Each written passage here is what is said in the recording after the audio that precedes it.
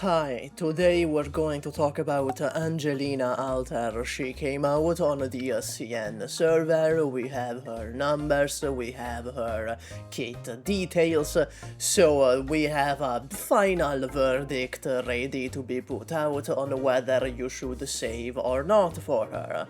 Mostly, yeah, you should save for Angelina Alter, she's an incredibly good unit. So, the first thing I wanted to address is skill tree.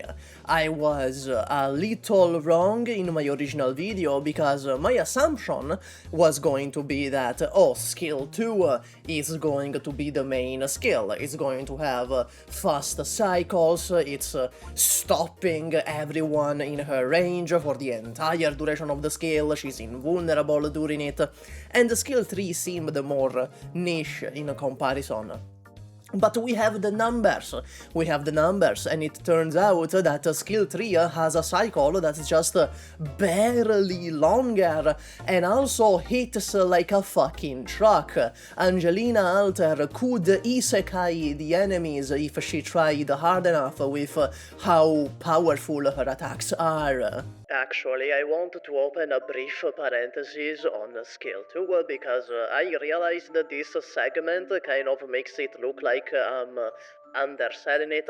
It's a really good skill. It's a stall to everyone in a pretty large range that has 46% uptime and lasts 22 seconds. That is incredibly good. It gives her a niche in content where damage stops mattering, like CC, for example. So this is not to say that skill 2 is bad, it is to say that skill 3 is actually the main skill, and skill 2 is just a very strong stall option with some sub-DPS capabilities. The other thing is the comparison with Wishadel. I don't know where my boy Storn pulled out this fucking comparison, because they do entirely different things. They are entirely different units that serve entirely different purposes in your squad. This seems a comparison specifically engineered to work in the YouTube algorithm, and honestly, pop off King.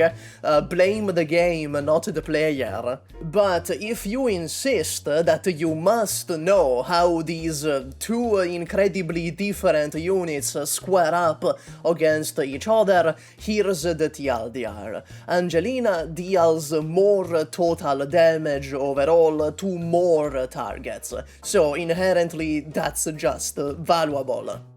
However, she does it on a much longer period of time. It's kind of the same issue as Lemon skill 2.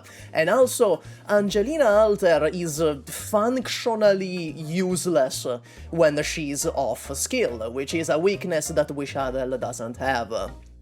Given Angelina Alter has incredibly short skill cycles of 25 and 30 on her skill 2 and skill 3, but it's still something to keep in mind. That's going to be 30 seconds of downtime where Angelina is just standing there with her dick in her hands.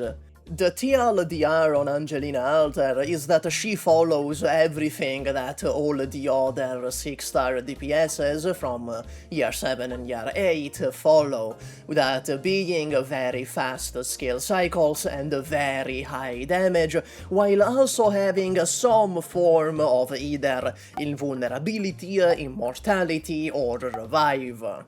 She's not quite a super brain-dead AFK unit, though, so don't go into this expecting someone like Pramanix Alter, which is uniquely smooth in how her brain is. So what's the verdict? Should you roll on this unit? Yeah, I think you should. I think she's really good. She has everything that makes a modern 6-star valuable in your team, that being fast cycles, high damage, and some way to just ignore the fucking enemies. If you're in CN, just roll on the banner and hope you don't get Thumpy, and if you're in Global, make sure you can roll both her and Kalt'sit Alter, because if years 6 and 7, 6, 7, 6, 7, were the year of elemental damage, where elemental damage got shield really hard with Arturia and you and Tragodia, year 8 seems to be the year of takeoff, where the takeoff effect and aerial units are being shielded really hard. Given, though, there is consideration to be given to the fact that these units are specifically being catered to by the developers, there is a subtle difference. People would say that, SUPAH, who fucking cares? The unit is good in the content of the game, therefore it's a good unit. And fair enough, but I feel there's a difference between a unit which is catered to and a unit which is good due to inherent traits of that unit, like for example Tragodia. Someone like Tragodia, who is good due to inherent traits, will remain good regardless of what the developers choose to cater to that Wednesday. Meanwhile, a unit that is otherwise mediocre but really good in modern content because it's catering to them will lose a lot of value when the developers decide to stop catering for them and move on to the next gimmick. Given both Kal'tsit Alter and Angelina Alter have really strong very strong tools in their kit that make them inherently good as well. Kal'tsit being permanently and passively immune to fucking everything is, believe it or not, inherently good, and Angelina being able to dish out more total damage than Wishadel to 4 fucking targets is also inherently good. And that's all. Max out your Gummy. Bye.